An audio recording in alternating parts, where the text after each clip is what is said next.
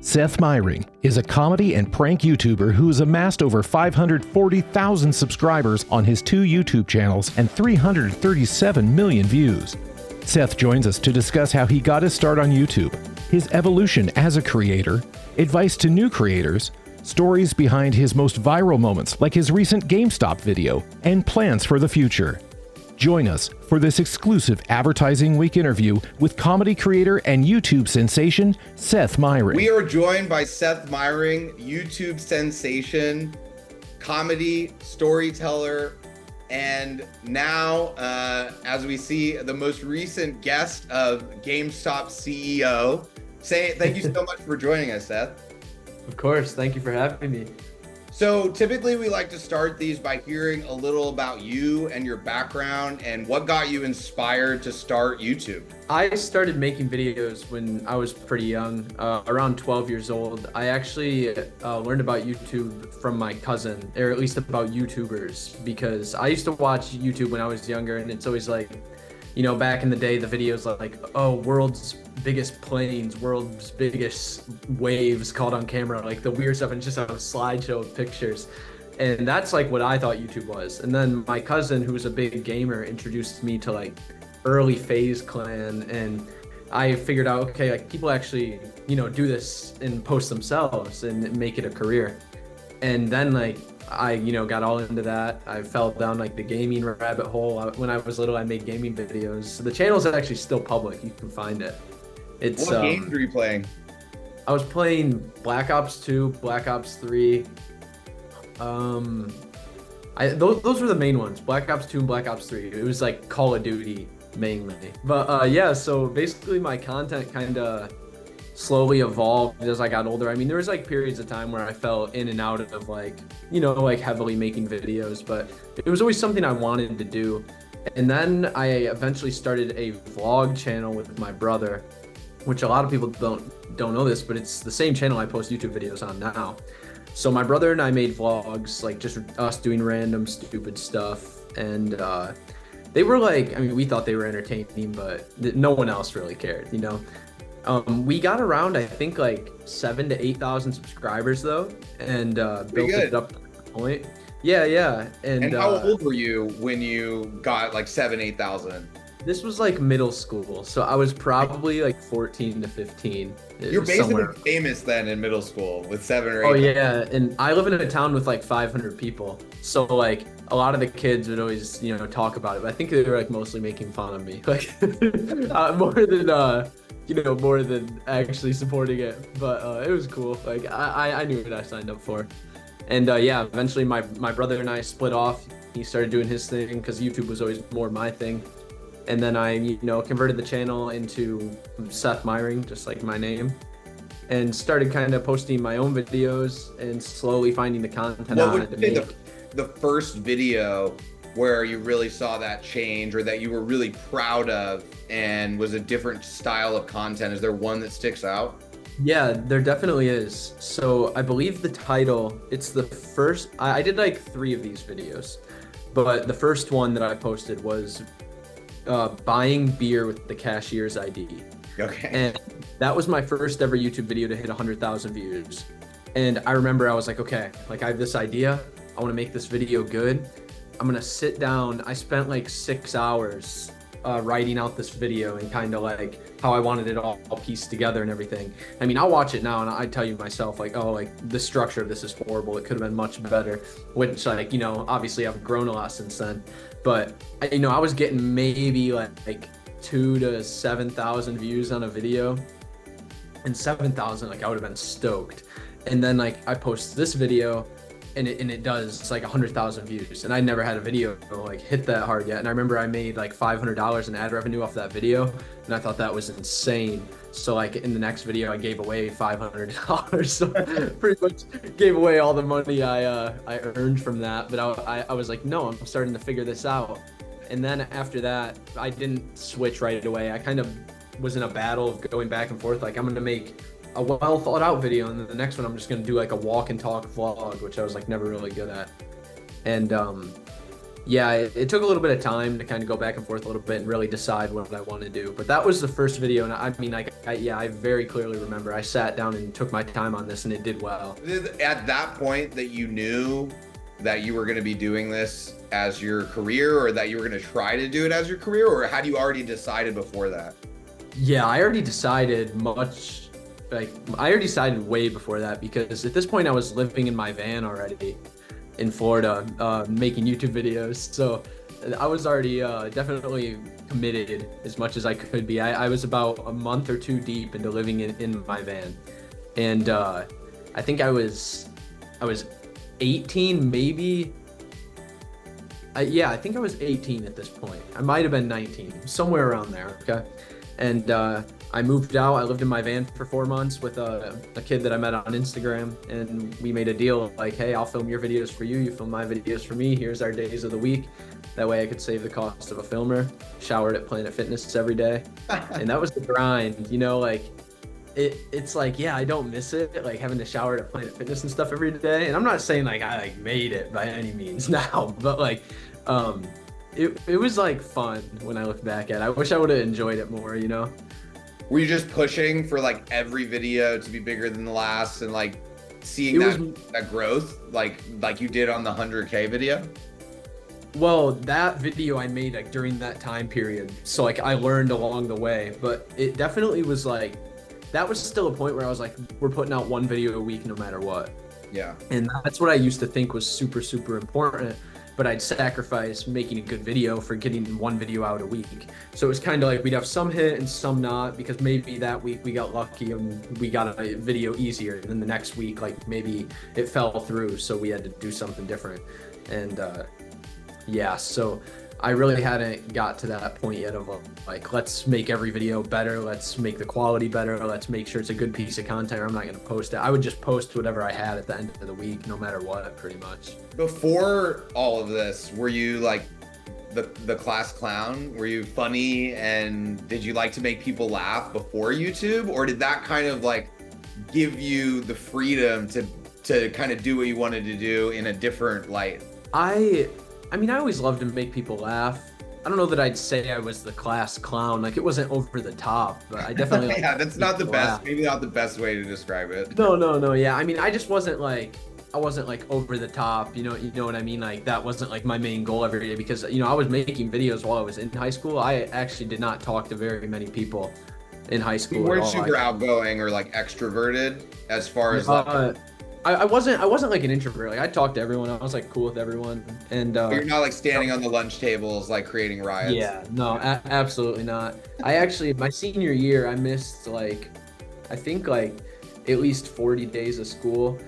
I was, I forget what it's called, but like if you miss so many days, then like you can get, like your parents can get sent to court. And, yeah.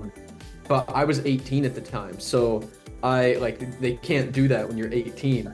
And in my head, I was just like, as long as I keep good grades and get all my work turned in, I don't see a problem. He said, who cares if you go to class, right? As long as you have good grades. Yeah. So I would bring my laptop that I'm on right now to a class with me every single day, and I would edit videos. And I worked and helped out in the office too, so I would just be on my computer the whole time for that. And like I said, I think I missed at least 40 days or had a lot of late days too. But I was able to graduate still with, I believe, like between a 3.8 and 3.9 GPA. So I mean, I passed all my classes with A's and B's. So I don't see the problem, you know. I mean, doing something that actually matters, I guess. Talking a little bit about YouTube and mastering YouTube, right? Being so young and starting to get traction. When was it that you really like dove into your analytics, your YouTube studio, and started to learn about kind of how the sausage is made, right? I think you and I have talked about Mr. Beast, how he like changed the game, and he, you know, is looking at, why is a video of 8 of 10? Is it the thumbnail? Is it the title? Is it the tags or the audience or the story? How did you really start to get more into the granular details to figure out the direction you should take the channel? I don't know if you've heard of the program, but Eric started a program called Creator Now. And it basically is all about like, you know, learning everything about YouTube, not only like editing thumbnails, but how to read your analytics, and also like just general stuff about setting goals, how to, it's just everything like a well-rounded YouTuber would need to learn. I don't know if they're still doing it or where it's at now, but I was in it, I think in season 3 or season 4. So it's still like pretty early on. And I definitely learned a lot from that. It changed my perspective on how I look at videos. Cause I was at one point just like a kid watching, or a kid just making videos that I would think are funny. It wasn't so much into the analytics of like, okay, well, like, why did this video not do good? Why did this one do better? Like, why is this title more appealing? Why is this thumbnail more appealing? Why, why does my retention chart look like this, and blah, blah, blah. Like I said, I would just make videos that I thought were funny. And I joined that Creator Now group. I learned a lot. I met some cool people. And it definitely, I wouldn't say everything I learned is from that, not even close, because I've learned the most from other people since then. But it kind of opened my eyes to like how everyone else was, looking at this and how I should too. And it wasn't so much anymore. I feel like a lot of the stuff I was doing before was like making content for myself, like content that I enjoyed, but not for the viewer, if that makes sense. Which is something a lot of YouTubers struggle with, I feel like, and they might not even know it. When would you say because before hey, every week I'm dropping a video, right? And then once you start to get some traction, you start to see the specific things that worked. What I can tell that you're more of an artist now, in the sense that like, you want to make sure that what you put out is the best content. And now you have a lot of fans. You have one channel that has 400,000 subscribers. You have another channel that has 140,000, 1 million on TikTok. Like, you have an audience. And I feel like just talking to you that you have a responsibility both for yourself and for the audience to put out the best pieces of content. Was there a shift somewhere along the way where you said, you know what? It could take a month, it could take 6 weeks, but everything that gets released is going to be top notch. Yeah. So, okay. I actually have a funny story about this. I've never said this, and honestly, this is like really mean. So like, I don't, I'm not trying to make fun of anyone, but I'm not gonna name any names, but I'll tell the story. Not my proudest moment, but one of my friends who also makes videos, him and I were like, okay, let's be accountability partners. We need to post a video every week, no matter what. And our deal was that there was this one YouTuber that like we really didn't like. And our deal was, if you miss an upload, like even by an hour on that day, then you have to post this person on your story and like shout them out on like all your platforms, like Snapchat, Instagram, YouTube community posts, and you gotta say, this is my favorite creator right now, blah, blah, blah. Just endorse the person that you really don't want to endorse publicly. Yeah, basically, yeah. It would like ruin relationships with other creators and stuff. Like, it would be bad. But yeah, so I'll probably never say who that is. But yeah, so that was our deal, and it went on for a while. And I started to look at some of my other friends. A big one of my friends that has helped me get to the point where I'm at, inspired me with my videos, and really been like a mentor to me in making this different type of videos is Mind Squire. They make videos similar to mine. And I would watch them, and they would upload like once a month, and their videos would do really, really well, and they're like so well thought out and have a lot of time put into it. And then I have a few other friends who were doing the same thing, and I was starting to look at that and be like, okay, like, why am I rushing out a piece of content when I know I could make it better? And like, obviously what they're doing is working, what I'm doing isn't. And obviously the consistency thing works for other people, but maybe it's just not what works for me. So I then did a few videos where I really took my time on them, and every time I think I did like maybe 4 videos separately that all like took a while to film, and every time I would do them, they'd do really well. And then in between there'd be the videos that would take a week to film, and those would do bad. But every time I'd post one I spent time on, it would do well. And eventually I was just like, you know what, like, screw this. I'm not making these short, crappy videos anymore. I'm gonna do the videos that I spend time on, even if it takes me 6 weeks to film it. Like, I know it's gonna do good. And I told my friend, I was like, listen, I'm not posting this week, but I'm not posting that person on my story. So You don't even think about it. Or did you before that? No, absolutely not. I just told him, I was like, listen, like, this isn't me missing an upload. This is me telling you I don't want to do weekly uploads anymore. So it just doesn't work for me. Very interesting. So what would you say up until this point are some of the top moments for your channel, for you, your audience? Are there, just today while we're filming this, you just dropped a huge video. Obviously you talk a little bit about that, but overall, when you look back at the history of your YouTube and your career as a creator, are there a few moments, either the best or the worst, that really stand out to you as important, inflection points in your career? Yeah, so, obviously when I first think of important moments, what comes to me is like, oh, like all the videos, like these clips that had the most views. But honestly, like, I think what's more important than that is like thinking about when I was really like working hard on the come up and kind of the situation I was in and how we were living. Like, for example, when we were living in the van, like I think about that all the time. We'd shower at Planet Fitness every day. Our meal every day would be a rotisserie chicken from Walmart. Actually, no, I'm banned from Walmart, so it was from somewhere else. Publix? But yeah, anywhere else that has a rotisserie chicken. I definitely. Are you actually banned from Walmart? Yeah, I'm banned from every Walmart. Yeah.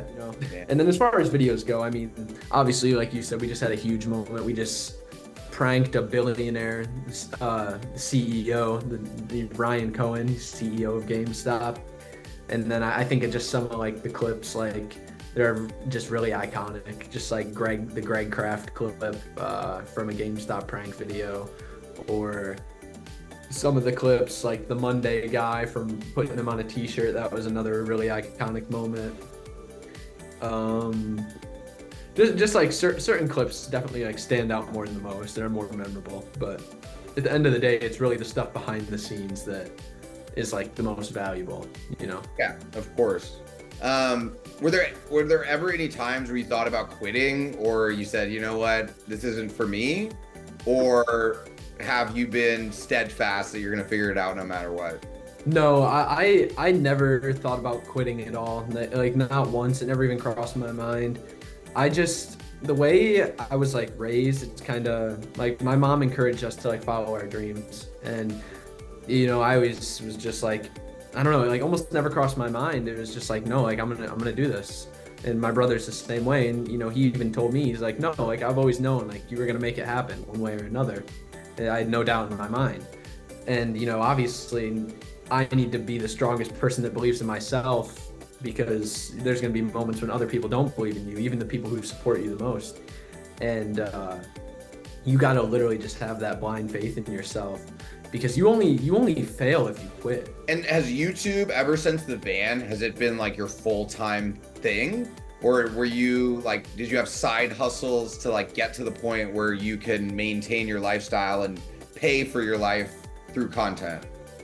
Yeah, so I have been full in on videos, since I moved out and was on the road. I never really did much. I never really did anything on the side, unless it would just be like some random opportunity, like a family member would be like, hey, like if you help me out with this, I'll give you like $50. I'm just like, okay, like I'll clean your car for you, grandma, or whatever. But I've always just kind of been all in, and I've been extremely blessed with like my family and the parents that I have.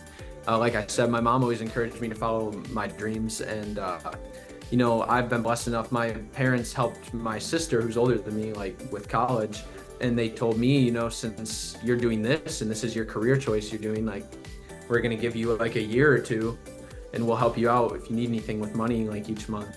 And that's kind of how I was able. I mean, like when I say money each month, I wasn't getting like checks for like $1,000. Like it was like, like survival mode still. Yeah. When we talk about like advice for other creators, how important is having that support system, whether it's family or friends, people that you can talk to, share what you're dealing with, what you're trying to work on?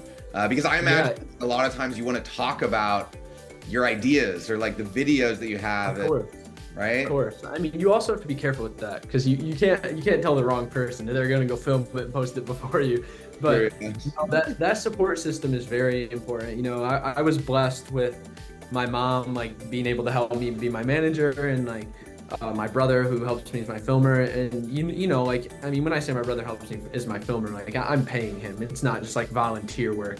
But I also have a lot of my friends that I came up with, and having those people that are like-minded, and you can bounce ideas off of each other, and I could be like, hey, I'm thinking about filming this video, what do you think of this idea? And then they add something extremely valuable to it, like something like that stuff is just so important to have. And what advice do you have for anybody that's watching this that's just starting a channel or thinking about starting a channel and really pursuing YouTube as a career? So the number one thing I would say, at least after what's worked for me, is definitely, no matter what, do something different. You know, you can make a certain genre of videos. Like, I make prank videos. There's a ton of people who make prank videos, but put your own twist on it, your own spin on it, make it your own, because I found more success than I ever have once I started doing that and stopped trying to create videos in the style of another creator. Because at the end of the day, even if you find a little bit of success copying someone else, no one's ever gonna choose to watch you over them, because you're like gonna end up being like the great value version. I like that. How do you feel now that you're inspiring a younger generation of creator when you see other people doing that with your content, right? Like, or people trying to take what you're doing and copy it, but have it be them? I mean, how does that make you feel? I mean, it's honestly kind of crazy to think about. I always think it's cool when I see someone doing one of my ideas, because I haven't had anyone like directly rip me off and copy me at all yet, like to the point where it's like, okay, like, what are you doing? But I've had a lot of people like do ideas we've done in videos, because a lot of the content we do is like decently original. Yeah. And seeing other people, even some creators bigger than me, use my ideas and credit me for them, it's really cool. And something I'm kind of like, you know, I can kind of look at it and be like, hey, like, you know, like this person who might have inspired me before, now we inspired them to do this video. That's pretty cool. And so, talking about the future, where do you see yourself, you know, for the rest of the year, 3 years, 5 years? What are your goals for the future, your channel, your content, your career? So for this year, our main focus right now is just building and growing our team. Our team, you know, we don't really have too much of a team right now. It's just kind of like my network of friends that I have that can give me advice. And then my mom like manages my emails, my brother films with me, and then I do all of the editing and everything. And the main goal this year is to really grow the team and get to a point where we can be pushing out more content, you know, find an editor that can help. And because we're posting like once a month right now, and I'd love to push that to, you know, at least 2 times a month, and just getting out more content. And those are the biggest goals right now, you know, but eventually, like, you know, multiple years from now, I would love to have a full-on production team for my content, so that I can really focus on making the content, as in filming it, like making it good, doing good on my part. And then I have people who help me think of ideas. I have a team who helps me structure videos, who helps me set up storylines. I have a team of editors that can push out a piece of content in, you know, a week or 2 better than I ever could. Of course. And what words do you have for your fans and people that have, you know, supported you up until this point? Well, I just want to say I love you guys. Thank you for all the support. You know, I'm just a normal dude. I don't think I deserve it, but I'm gonna keep making the videos. You guys like them, just let me know what you want to see. And thank you, because I truly wouldn't be here without you. The fact that, you know, I think about this a lot, the fact that I'm even able to support myself enough to not have a normal job and just live just from making videos on the internet, like, is a childhood dream come true. Well, thank you. Thank you for joining us to tell a little bit about your story. I can't wait to keep watching the channel and the content evolve. And yeah, this was amazing. And soon you'll see it on the Advertising Week 360 YouTube channel. Amazing. Well, thank you for having me.